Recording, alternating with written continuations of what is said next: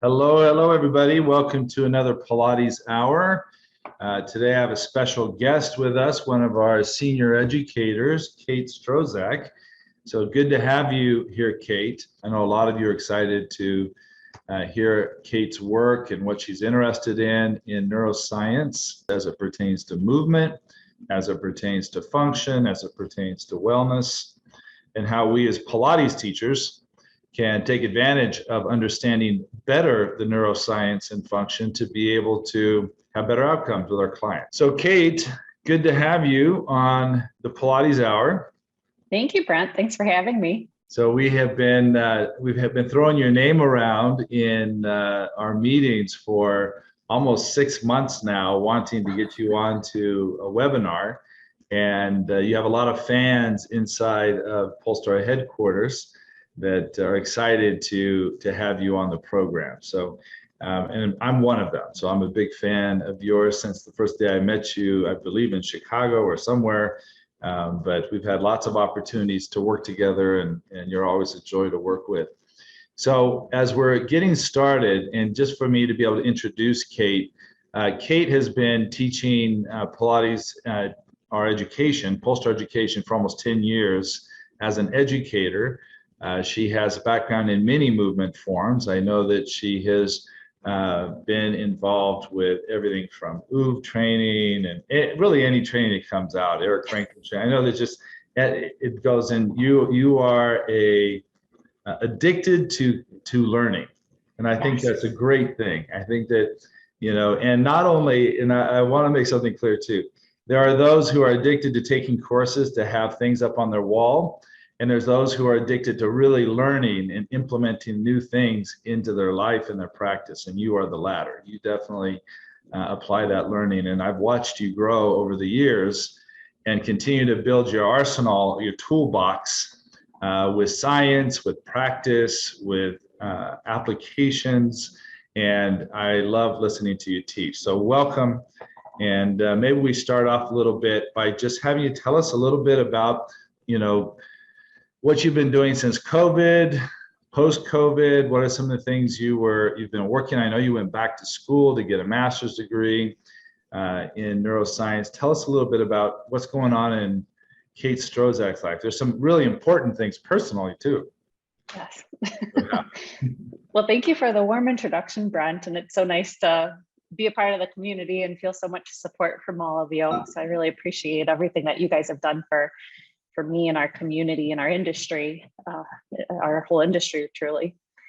But yeah, well, COVID was really interesting for everybody in good and bad ways, of course. But like you said, I can't seem to stop learning. I am addicted to learning and I want to know more. And something I figured out at a certain point was to learn about the backgrounds of people whose work resonates with me and to find the common threads, and then to go a little deeper and explore that. So that got me down the path of massage therapy school and John Barnes training and craniosacral therapy training, and then pursuing this master's in applied neuroscience. But you can learn and learn and learn, but positive for COVID was that it stopped me in my tracks and forced me to sit and integrate. And I think I undervalued that time for integration, where I could just let it all sink in and draw the connections and explore it personally myself. So really the last 2 years, it's been kind of selfish time where I've been doing that. Just focusing on integrating everything I've learned and figuring out where to go next too. Yeah, that was a great, a lot of people, all the bad things that happened during COVID and the changes, but it really was a great time. And I know a number of us were able to take that time and, work on, for me, it was finishing a book. It's like we had time to actually process. And the things we learned during that time, I know for me personally, was really how to integrate all the things that I'd been learning over the last 20, 30 years and synthesize it. And it was just a very new level of learning, rather than just being able to regurgitate or to apply a little bit, but really to create your own work out of it, to bring those unique combinations that you've been working on over these years. Talk a little bit about sort of what is that integration of the myofascial work, the applied neuroscience. What are some of the things that you are being able to synthesize now, and how you're applying it in your practice and your teaching? Yeah, so I think through exploring those different topics, mainly fascia and bodywork therapy and neuroscience and movement, and my background and basis has always been in movement, and my passion is in movement. But my experience was that when I was studying those different components, that they were very much so in isolation. That when I was going and studying MFR work, it was very much so, this is MFR within an MFR lens and within an MFR world. This is neuroscience, neuroanatomy, neurophysiology, and this is what it is, and this is what the research supports. But then my love of movement is my driver. And so then this time to sit and synthesize and integrate gave me the chance to think, well, how do these all support each other? How can I best utilize them to best serve the people that I work with, whether it's students in our program, outside of the curriculum, and sometimes within the curriculum when it's appropriate, in addition to clients who I work with, and even taking care of myself and my loved ones. Yeah. Well, I mean, speaking of loved ones, you have a young child. And how has it been watching your child grow in development with the sciences and the movement? And to me, that was the most fascinating thing, is to watch a child learn moves. We think about that was Feldenkrais's, motivation too, was watching children move and learning from that. A lot of the famous neuroscientists have looked first at movement acquisition and motor learning and motor control, talking about the neuroanatomy, neuromuscular anatomy. And now you got this live model at home. Hopefully you don't abuse it. But how has that been for you? I mean, it's such a great, playground. It's unbelievable. Daniel Vladetta with the OOV, at some point, him or Nick Daw, who works with him in OOV education, but one of them said something along the lines of the human body is perfect. It's designed perfectly. And that was such a new way for me to think about it, and really resonated, because prior to that moment, I was always looking at, well, what's wrong? What could be better? What could be different?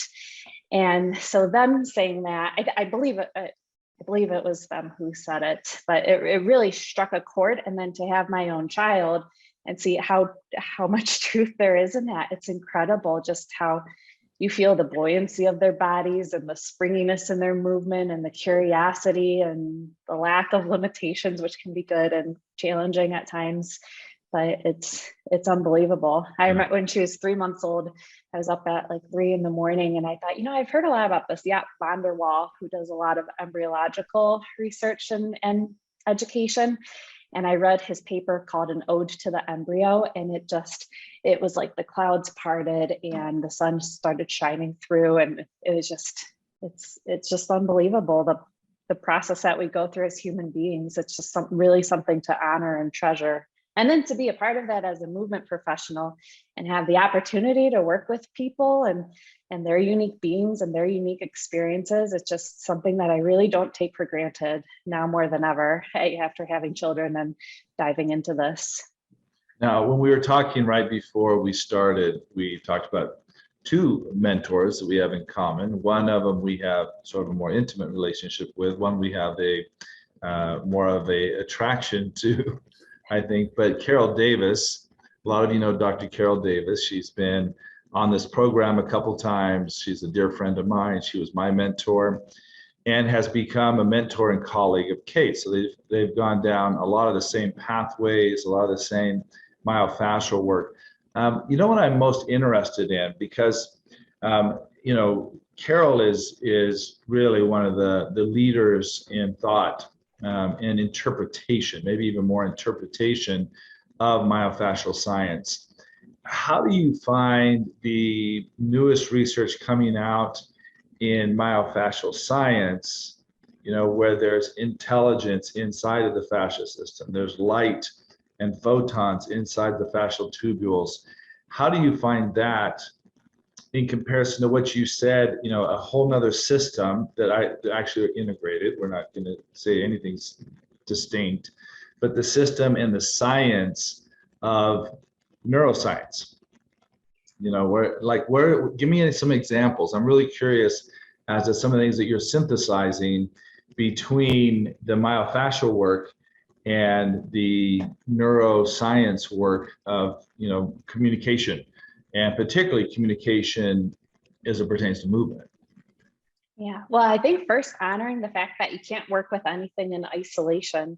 And so your best bet is to find ways to optimize all systems. And even outside of neurofascial systems, there's other systems too that are, of course, a part of it. It just, those are the two that really resonate with me and get me excited to learn more about.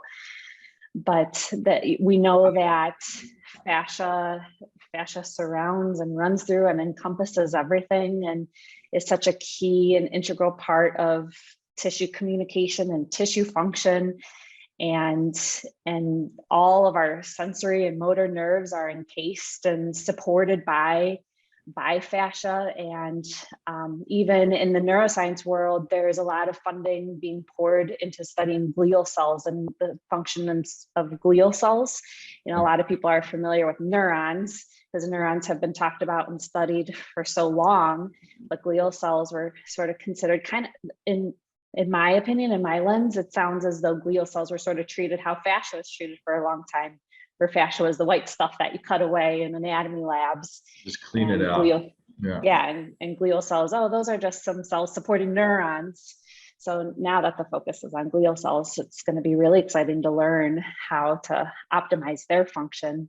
And what we do know is that they do so much to support the function and communication of neurons. So you can't really separate it out.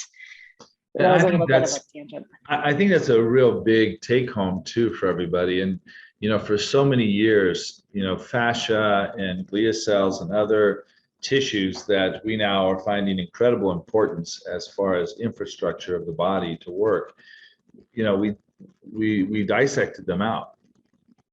We just got rid of them because they were interfering with our ability to understand what we did understand as a science versus what we didn't understand as a science.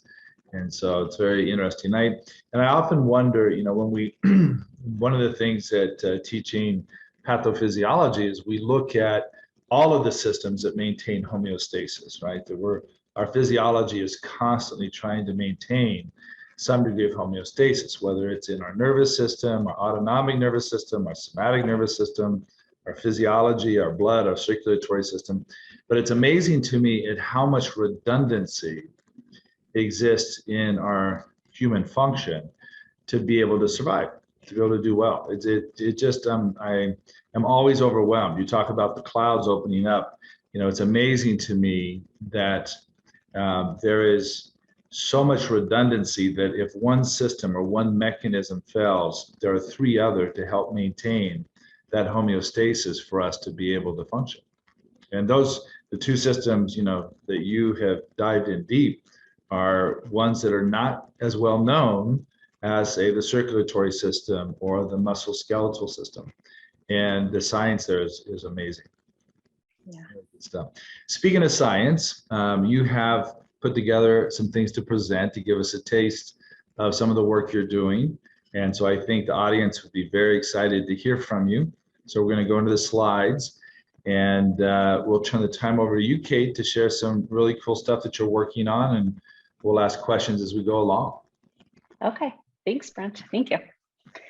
So I'm not sure if it's because I'm so captivated by this topic that maybe it's one of those things where you're captivated by it, so all of a sudden all you see is this. But I feel like there's a lot of attention and focus around neuroscience now more than ever, and there's actually reason behind that. So I thought it'd be helpful to first discuss, well, why do we hear so much about neuroscience right now? And interestingly, in the 1990s, former President Bush had declared that it would be the decade of the brain, and poured in an incredible amount of funding for researching neuroscience. And it wasn't just in America, but also in India, China, and Japan as well. I'm sure other places as well, but those countries are known as having really supported this decade of the brain.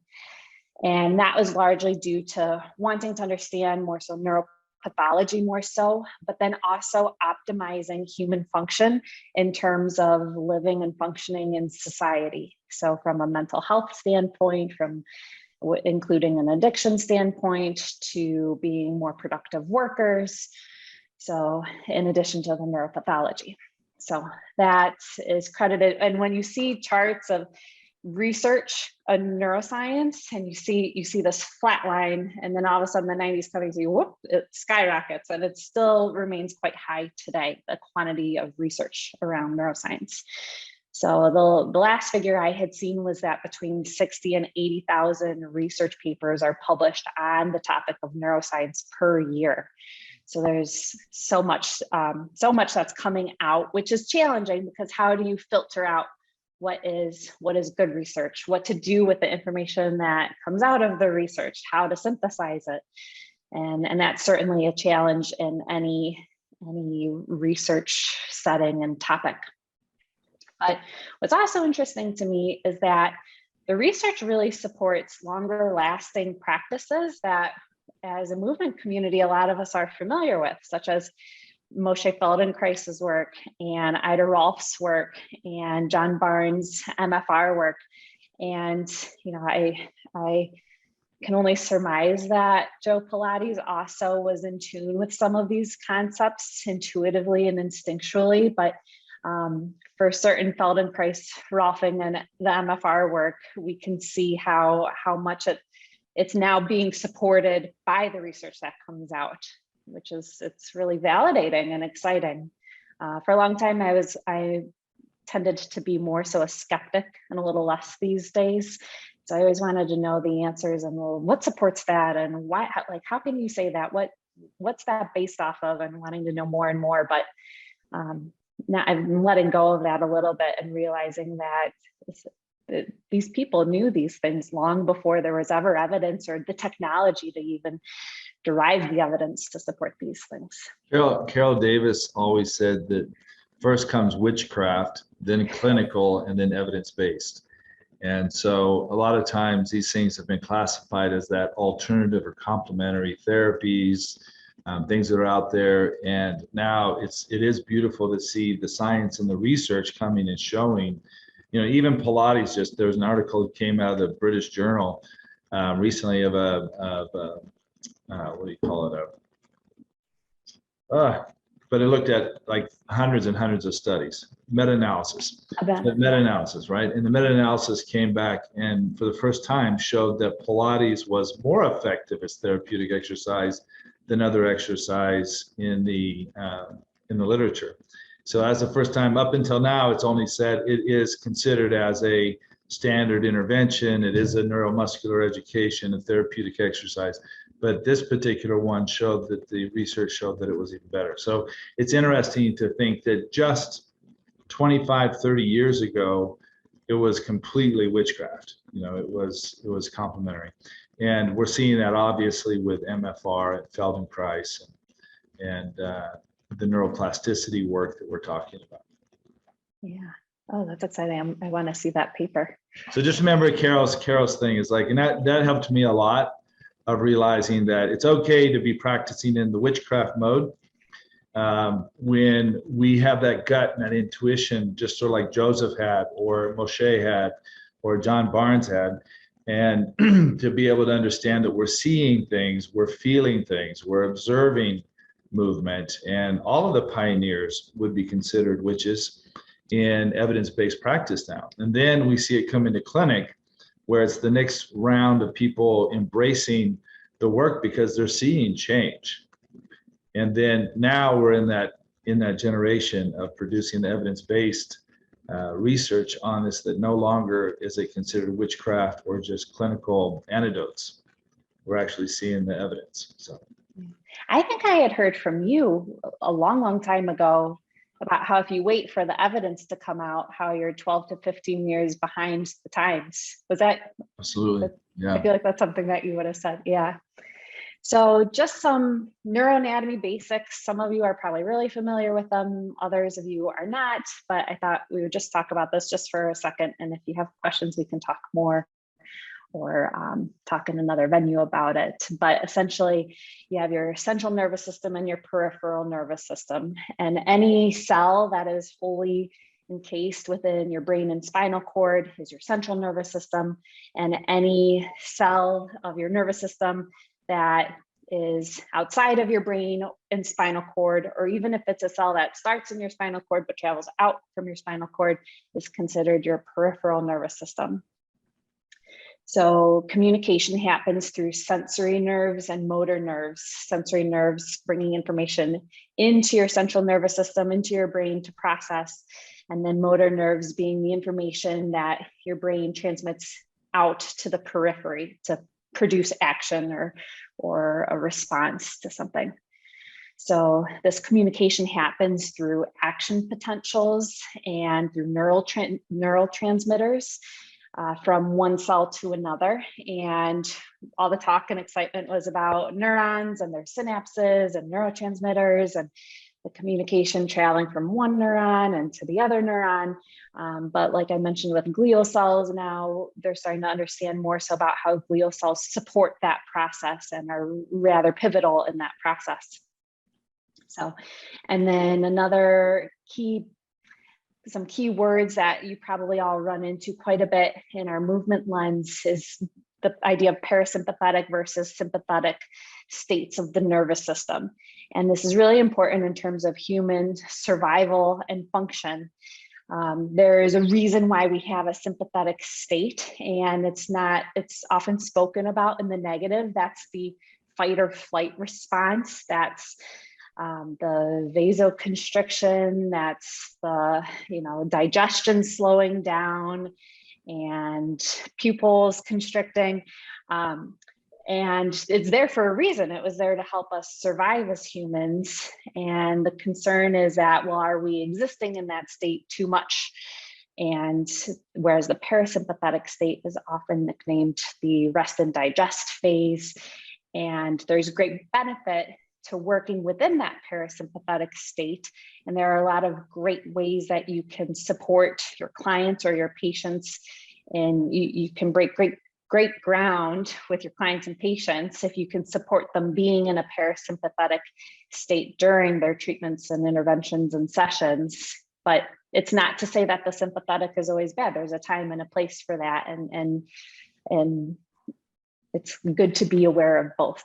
There's a lot to be said on all of these things. And I think that's a really important point, Kate, is that we often do get caught up where, I don't know if you remember, we talked about being in limbic mode. Only one person in the office can be in limbic mode at a time, kind of thing. But the sympathetic and parasympathetic are part of equilibrium. They're part of homeostasis. So it is not either or. They both are working together simultaneously based on our control center. So the hypothalamus and the medulla and the pons, they're all working together to be able to interpret information coming in at a subconscious level. And so, when we see things that are of danger, but it could also be things that require alertness. So the other person that you and I both follow is Andrew Huberman. And, the idea of how do we optimize our alertness? How do we facilitate those neurotransmitters that might be more related to sympathetic system to be able to really be focused versus the stress. At the same time, the parasympathetic can provide some of the motivation and some of the other aspects of processing new information. When is it working in sleep? What's happening? And our reality is that if you watch the news too many hours, you will tend to be more in the fight and fright aspect of sympathetic rather than the focus and attention side of it. And I think that's really important for people to understand is we don't want to make one look bad, even though we often are looking to find the balance. And in our society today, our imbalance tends to be more towards the sympathetic side than the parasympathetic side. So digestive problems, cortisol levels, stress, etc.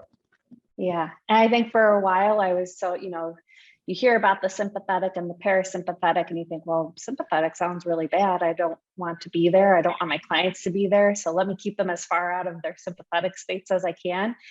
And then it was a couple of years ago and starting to work more with Juan, where I realized that there is a time and a place for both, but we need to challenge people. We need to push people outside of their comfort zones. And that's a key factor in neuroplasticity, getting to that heightened state of focus and attention, like you mentioned, and into that state where there is release of cortisol and adrenaline. That we have these processes for a reason, and it's not all good. It's not all bad. It's a balance that we need to coexist with or exist within. Neuroplasticity is a term that you're probably hearing a lot about. And again, with all this funding for neuroscience, there's been a lot of study on neuroplasticity and how to best support its process. And what neuroplasticity is it's the nervous system forming, adapting, or reorganizing in terms of its structure and function. So neuroplasticity describes the actual structural changes that can occur to a brain when it comes to learning and adapting, and also in terms of function and how we relay and communicate information out. So it does occur throughout all stages of life. It certainly seems to slow down with age, but that's not to say that it doesn't continue to happen. It's just the process can be a little bit slower, or you need to be a little more thoughtful about it. Up until around the age of 25, humans you're very wired to learn, and it's like giving water to a sponge. You can soak things in, and you don't really have to put as much thought and attention and focus to it. But past that point, the way that our bodies are evolving and changing through age, we benefit from harnessing those factors such as attention and focus and sleep being particularly important to facilitating neuroplastic changes in the brain. I also wanted to point out here too, similar to the parasympathetic and sympathetic relationship, is that, there's all this excitement. Oh, we're going to work on your neuroplasticity today, or, you're changing your brain by learning these things. But neuroplasticity doesn't exclusively describe what you would think of as a positive process of learning things. But neuroplasticity is also includes and encompasses maladaptive processes.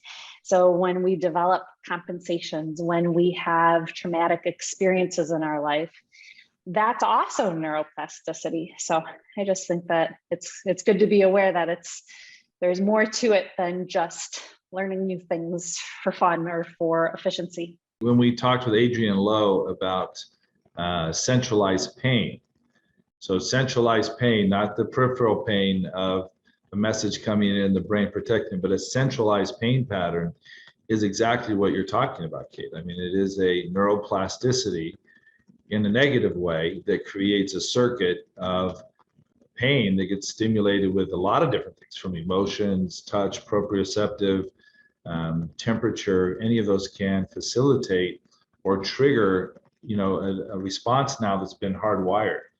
And so a lot of times as Pilates teachers, we just keep creating positive movement experiences that don't have pain, with the intention, at least the intention of having a positive effect of neuroplasticity, of rewiring that poorly wired circuit that we refer to as centralized pain.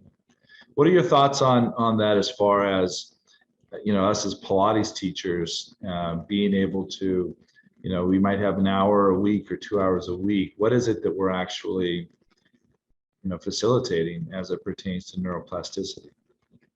Yeah, well, I think by giving new experiences, and very important, is by challenging people. So it's not keeping people within their comfort zones. There's a time and a place for moving within a comfort zone when you're trying to establish rapport or get somebody comfortable and familiar. But you have to take them to that point where they're being challenged and they're exerting, and you see it on their faces. You see the intense focus. You see the sweat beads starting to drip. So that's a really key key thing that you can start to integrate as a movement professional now. But on top of that, let me see, let me tie back to the question that you asked. Can you ask me the question again? I got excited on the topic and started. No, you're right on the money. It's looking at, we as Pilates teachers, how is it that what we do, how do we make what we do in 1 or 2 hours a week potentially influence a positive neuroplastic change? Yes. Right. Oh, yeah, because often 1 hour, 2 hours a week probably isn't enough to influence it. What actually has to happen in addition? What do we have to influence in that 1 or 2 hours a week to facilitate? Yeah. Oh, thank you. Thank you. Yeah. So the challenging, giving people good, appropriate challenges is really important for this process, as well as I try to stimulate them in multiple ways. So the use of imagery is incredibly impactful and profound for people. You help them to embody these new experiences and to build different relationships between a movement and their perception of that movement, or their relationship to that movement. So it's a lot of the things that are built into our curriculum as is actually, but utilizing imagery, utilizing tactile cue, because you're tying in sensory nerves and proprioception and integrating the brain just on another level. Also, now more than ever too, I talk to my clients about their sleep habits, and I tell them I'm not, it's out of the scope of my practice. I'm not a professional sleep consultant, but if you feel like your sleep could be better quality than it is right now, then it could really behoove you to reach out to a sleep professional and get some help in that arena, because it's when we're in our deep states of sleep that a lot of these neuroplastic changes occur for our brain. So those are the ways in which, and then another one being mindfulness. So prior to studying this, I was very inclined to be chit-chatty and convivial with I'm still convivial, but very chit-chatty and casual with my clients. And then when I started, thanks to, I believe he might be here, but Alexander Bolander, my experience with him and his meditation workshop at the Polestar experience, and everything that you've presented and talked about over the years, I dove deep into studying mindfulness and meditation, and the effects of that on the brain is profound as well in terms of stress reduction and sleep quality. And so if you're doing something that supports the quality of your sleep, you're therefore hopefully then supporting the process of neuroplasticity. So it's a very long-winded answer to say that there's a lot. That was excellent, Kate. And I think that I just learned probably this year from an Andrew Huberman podcast about the idea of neuroplasticity occurring typically when we're sleeping. You know, it's like we challenge the body, we challenge the nervous system during the day. We challenge ourselves to learn. And I've been using this with the students as well at the university, especially the ones that are struggling with retaining information or integrating and synthesizing information to add more information on as they're deep in doctoral study. And it's very interesting to me that as soon as I realized, oh, it's sleep that's going to allow you to synthesize this information, but we have to challenge, and that also goes into some of the learning materials Shelley and I have been looking at, where the interleaved learning, where we're stressing you a little bit and we're forcing you to recall information and to make it challenging and difficult. And you can't remember what it is, but then you go back and you look at it again, and the stress of trying to remember that, and then having exposure to the content again, and then a good night's sleep, it's like it's amazing at the amount of synthesis that happens on the following day or two of processing that information. So we've been playing with that a little bit of really getting the students to get a good night's sleep, have a little bit of failure, find out and rediscover what you failed on, and do that. And the same thing's true with movement, of course, which is, for example, one of the things you mentioned, if I could get my client, do you remember what we did last week? Do you remember, where your body was when we had that really good experience that you said was so positive in the pelvis or in the shoulder girdle? Can you show that to me again? And maybe they fell. It's okay. They're trying to figure out what it was or to recall it. But that's that internal feedback we're talking about, and that mindfulness that allows information to be, you know, the demand, the struggle of that. Don't just give it to them. Let them struggle with it. That's what I appreciate you saying. It's like, we don't want to make it so easy. We want them to understand that the struggle's good, that failure is good, that these are learning processes that will help them in the long run. But if they don't go through that struggle, we don't challenge the nervous system to change. Yeah, there's no incentive to change if you're not being challenged or having those moments where you have the slight releases of cortisol and adrenaline and your palms are sweating. We have to have those moments. That's part of the human experience. That's right. Did you see Penny's question up there on the Q&A? Oh, no. Oh, yeah. So by that, I just mean, well, I don't know about all of you, but I was very prone to just having casual conversations. You know, the client has done footwork a million times with me, which that in and of itself presents another problem. But if I'm talking with them about something, I'm taking them out of their experience and out of their body. And so if I limit that, you know, I'm not cold and stoic and not available to them, but I get them to really focus on what they're doing and to really be present and attentive to what they're doing. And if I'm talking with them about what they're doing this weekend, then they're thinking about what they're doing this weekend and they're not aware of what their body is doing at that moment in time. So I really appreciate you saying that, because you know, Juan calls it being the butler and I call it gum holding. But the point being is that we get into a chatty, chummy kind of relationship with them, and we're really not challenging the nervous system. We're being basically a paid, you know, friend in that situation. If they're doing the same thing they always do with you, we're not challenging any improvement, any change, other than maybe being a listening ear that's paid for. We're not licensed. It's out of our scope to be psychologists, and yet we're sort of acting like psychologists in those situations sometimes. Or we bring our problems to our clients. That's the worst. Like, we have to be okay in the treatment session. Even if we have our own, you know, garbage and things that we're dealing with, we can't bring that into a learning situation for a client. So I really, you know, this is really important information for us as teachers. And it makes me think of another thing too, which is in group classes, when group classes have flow and purpose, there actually is more internal reflection going on and feedback that is more likely to create change than a chatty one-on-one session. And I think that's really important, because we can deliver incredible challenge and demand on the nervous system when we're working with a group of 10 or 8 persons, that if we're not having that same intensity with our client one-on-one, they're not going to have the same neuroplastic challenges. No. And then if the importance of that is that if you're not supporting these neuroplastic processes, then what are you doing? Because a neuroplastic process is just a really fancy way of saying that you're helping to create a repatterning, or you're working on their movement efficiency, or you're working on a tissue adaptation. Yeah. So if you're not supporting those processes, you're not really supporting longevity of the work you're doing with them. So maybe, Brent, maybe you and I are suggesting to everybody watching this that our challenge to you is to try to support more quiet and focus in your Pilates sessions. And if your person is really keen on talking and carrying on a conversation, you might not be challenging them enough. That could also be part of the situation. There's a time and place for it all, you know. Time for jackknife. It's time for jackknife. Yes. See how chatty you are in a jackknife. Yes. Hip circles. Get on the floor. Yes.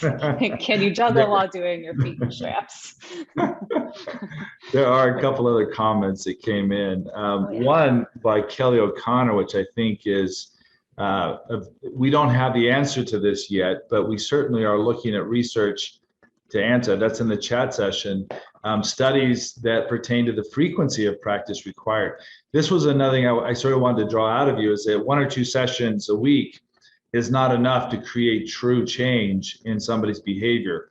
And so we have to facilitate behavioral changes that happen in the other 23 hours of the day somehow. There has to be, you know, it's like we tell, this was from Eve Gentry, taught me, like, hey, you know, teach people to do paint the ceiling every time they go to the bathroom, or, every time you go to the bathroom, do a goalpost against the wall when you're coming out of the bathroom. And if we don't create those kind of demands, and then to be able, when they come back, hey, were you able to, do the paint the ceiling exercise every time you went to the bathroom?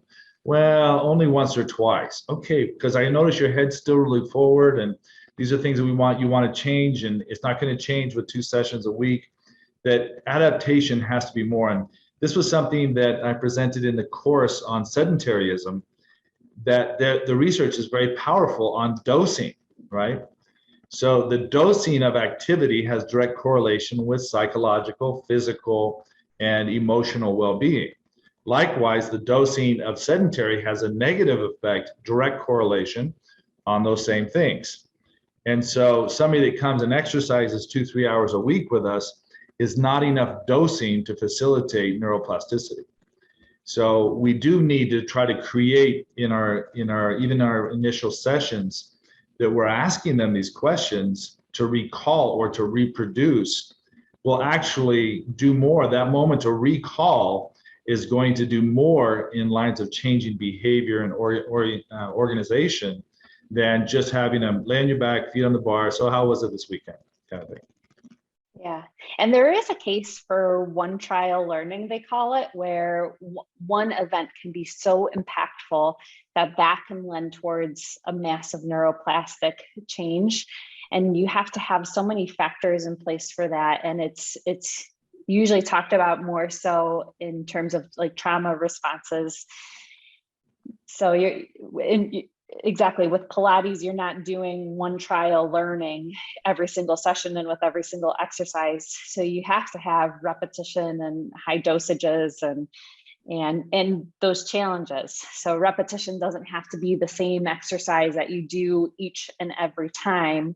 You can layer in different components and tie in different senses to the experience to enrich it and keep it challenging. But it will take more, just like you said, it'll take a lot more than just 1 hour a week to really create long-lasting change. So also then putting the onus on the client and trying to empower them to take these things home with them, that they have to be an active participant in the process. It's not that they can come to you for an hour or 2 hours a week and expect for everything to remedy. They have to be willing to put in the time and the effort and the work as well. So Megan's question, is there a cutoff point? I think this is in the skill of the teacher. If you're using things like swarm theory or swarm intelligence teaching a movement class, you could have hundreds of people in a movement class that are all having a very meaningful experience.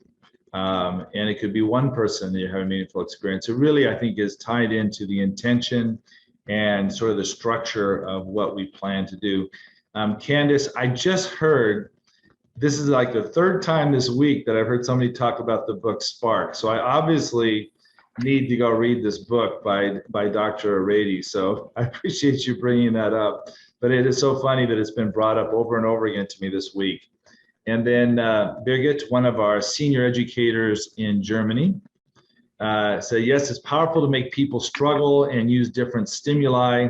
Since COVID, we teach much more hybrid online courses, which makes me afraid that we go back to demonstrating movement on the clients, imitating us. Let's be aware of that. So hopefully it will not happen. And there's an interesting thing. Juan Nieto talks about this, I think, and Juan's one of our dear loved senior educators and licensee of Spain. And Juan was talking about this idea of people taking classes where they are, there's no interaction, right? It's a pre-recorded class. And he was making note that people were actually having more impactful change in their body by taking the classes virtually than they were with what he referred to as the butler Pilates, where we're sort of hand holding and fixing their straps and changing their springs for them and, adjusting their head and their map, that they really learned more from that. So I go back to what I said to Megan, was it really the skill the teacher can facilitate a positive experience even in a virtual asynchronous teaching moment. We do want to be very careful of just being demonstrators and not challenging them to identify what they feel. We have to go into that internal feedback. And then Sarah, perhaps Kate, talked to the role of movement and production of brain-derived neurotrophic factor and the research that's evolving. And are you familiar with the BDNF? Does that ring a bell? Yeah, I'm familiar with it. It's been a little bit since I've sat down and looked at the research behind it, so I don't have much more to comment on it at this point, other than yes, it's being proposed that that it can be key. There's a lot of factors that they're finding key to reducing depression, and that could be one. But it has been a while since I've sat down. Huberman talks a lot about this. You know, it's like the idea of exercise and activity and movement stimulate the neuromodulators in our brain. So we serotonin, and a lot of and even epinephrine, you know, at the right time. So the idea of these neurotransmitters, these neuromodulators, definitely are affected by movement. And that's what I was saying is there's research that shows that dosing of sedentaryism has a negative effect on the BDNF, and dosing of activity, increased dosing activity, has a positive effect on BDNF. So let's keep going. We'll come back to some more questions. Great questions, everybody. So keep them coming. Yeah, thank you. Yeah, so neurogenesis is the idea that, or the process that our brains actually create new neurons. So I don't know about all of you, but I grew up believing that, you know, once you damage a brain cell or a neuron, it's gone forever. So good luck, you know. And that's actually not the case. We know that, or evidence is suggesting that neurogenesis does occur throughout life. And again, it's a process that slows as we get older. And that makes a lot of sense if you think of a newborn and their brains are just incredible, how much the neuronal growth they're going through and synaptic connections they're building, and they go through that until around the age of 3, where you just see this increase of neurons, neuronal size, connections forming. And then around the age of 3, they enter into a state of pruning. It's called pruning or cell death, but pruning sounds much better, where you see those communications simplify and streamline. So it makes a lot of sense if you're around a lot of 3-year-olds and what they're going through behaviorally and developmentally. But so even though it most profoundly occurs at that early stage in life, it's something that occurs throughout life. But it's also good to be aware. So you'll hear just how there's a lot of excitement about neuroplasticity. There's a lot of excitement about neurogenesis, because this is good news, but it is relatively small. So if we have around 100 billion neurons in an adult brain, neurogenesis accounts for around 700 new neurons added per day in the brain, in the hippocampus. And there are similar factors to neuroplasticity support neurogenesis. So sleep, nutrition, exercise, learning, play. We haven't talked about play yet, but play encompasses that challenge component of neuroplasticity. Attention, focus, all can also support processes of neurogenesis. So you'll hear like Andrew Huberman is not so excited about neurogenesis and tends to downplay it when I've heard him talk about it. In my program, there was a lot of excitement about it and the research coming out that supports it. So I think you decide how excited you want to be about it, but that's good news to me. So well, you know, it is proportionate. You bring that up. It's like when you're looking at billions of neurons, 700 new neurons a day is not a whole lot. But the idea of genesis, you know, we have angiogenesis, where our arteries and capillaries regenerate. We have peripheral nerve regeneration. We know that, we've known that forever, and you have to create the demand for the peripheral nerve to regenerate. So, you know, that it would make sense that there would be regeneration or neurogenesis in the central nervous system. I think the challenge we have is finding the data to show, you know, how that works, and maybe the difference between something like a central pattern generator in a cat versus a central pattern generator in a human, and the research trying to activate those with people who've had spinal cord injuries, and using stem cells to be able to speed up the neurogenesis inside the brain and inside the spinal cord. So either way, whether it's exogenous or endogenous, it's, I think we're going to figure it out. It is a very exciting time to, be involved in neuroscience. Yeah. Yeah. Yeah.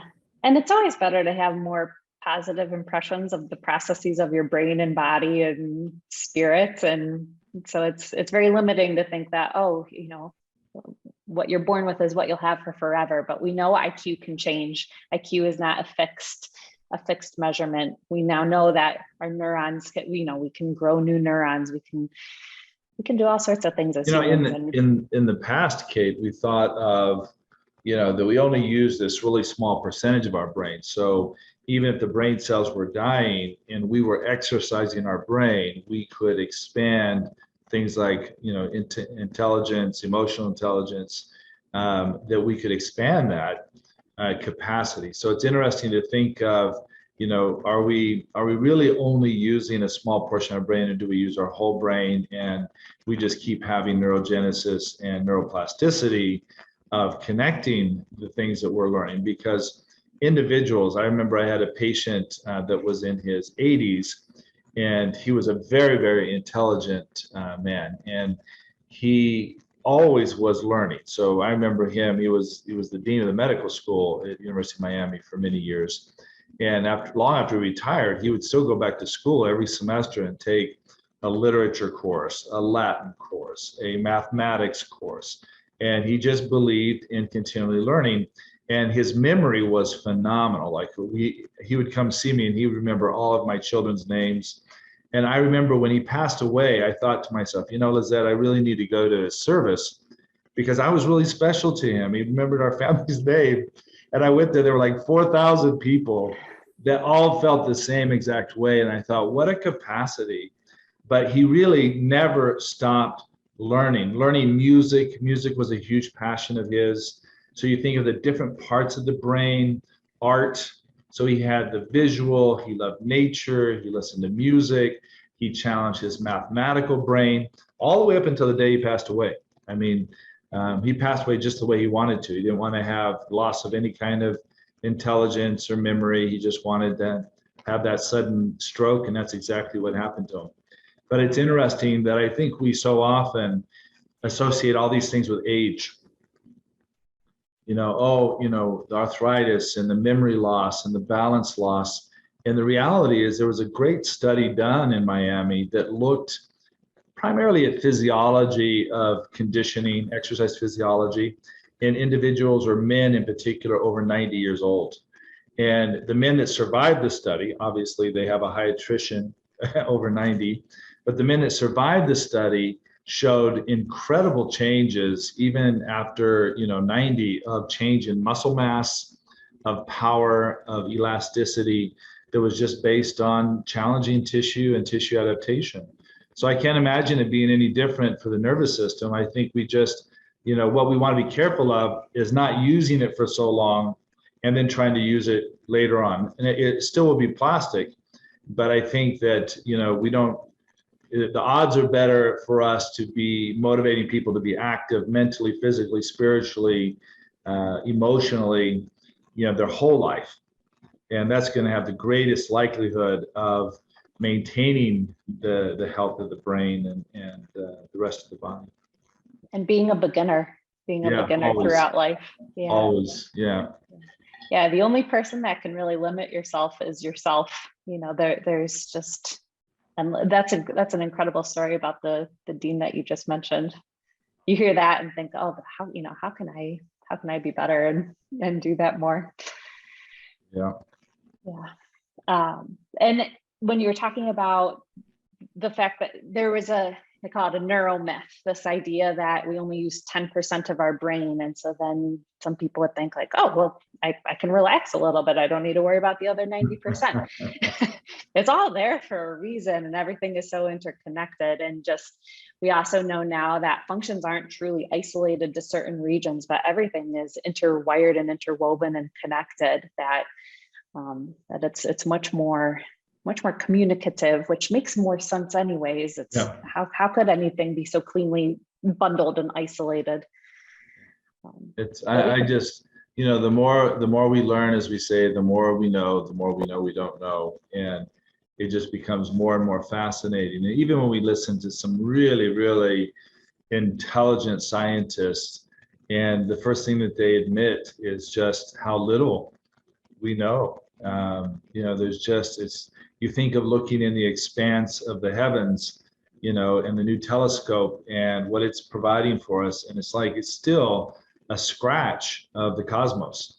And when we then drill down into the nervous system, it's like, to me, it's like the same thing. It's like looking into the cosmos of understanding how the nervous system works. Such a, it's so not simple. And yet for us, just living life, it is simple. It's like, keep learning.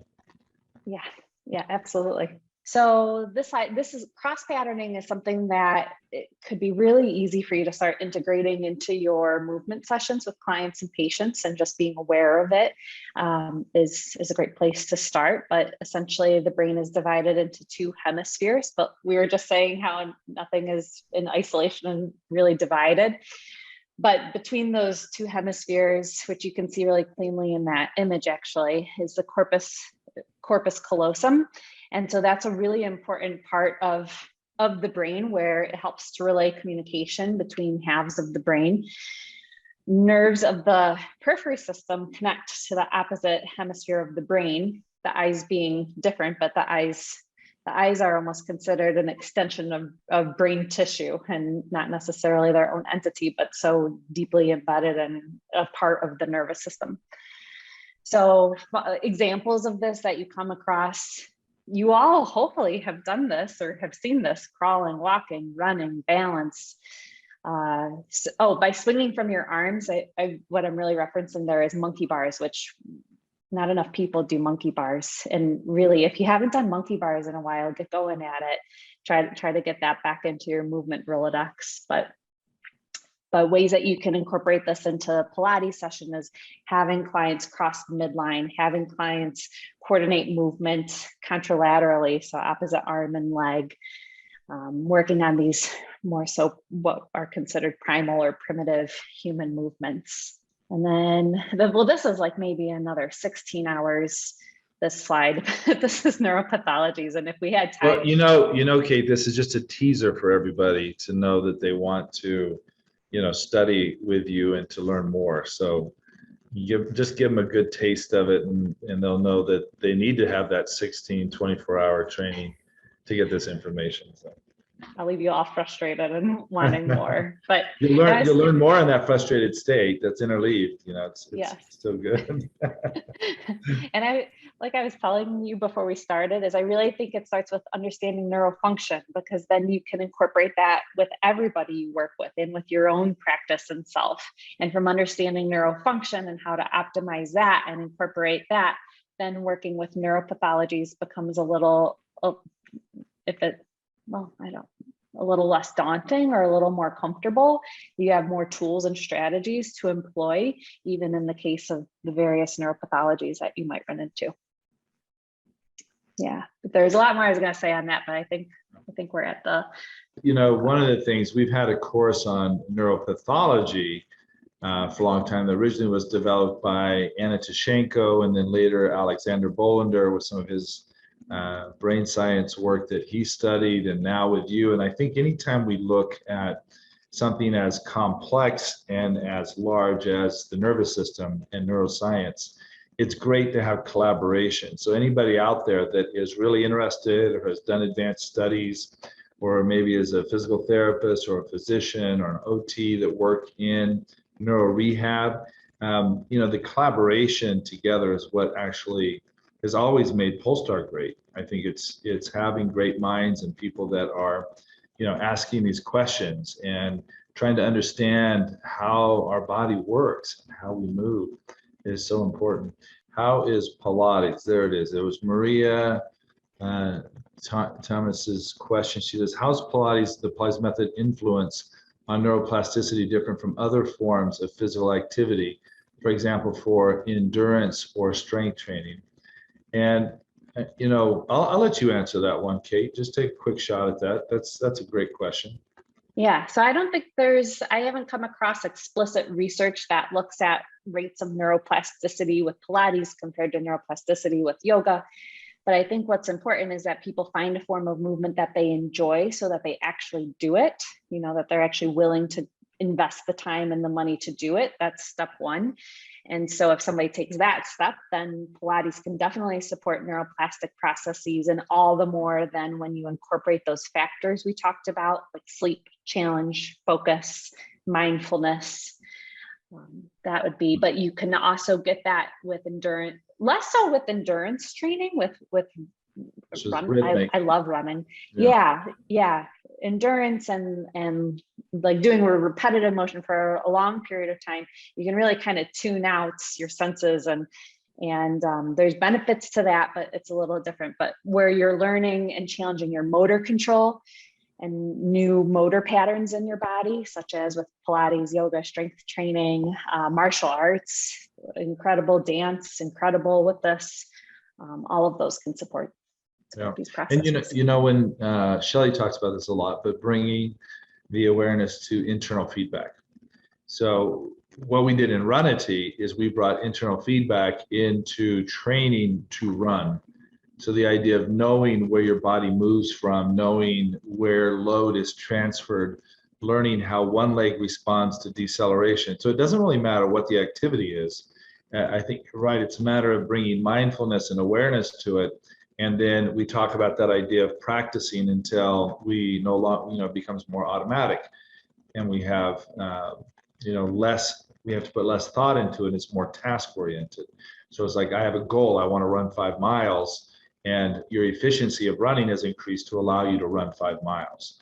Your awareness of your body in a good Pilates class, yoga class, Feldenkrais, gyrokinesis, workout in CrossFit. When you bring that awareness and opportunity for internal feedback, and then they get to practice the internal feedback, is where you're going to get in that case. It'd be the same for everybody, right, Kate? I mean, it wouldn't matter.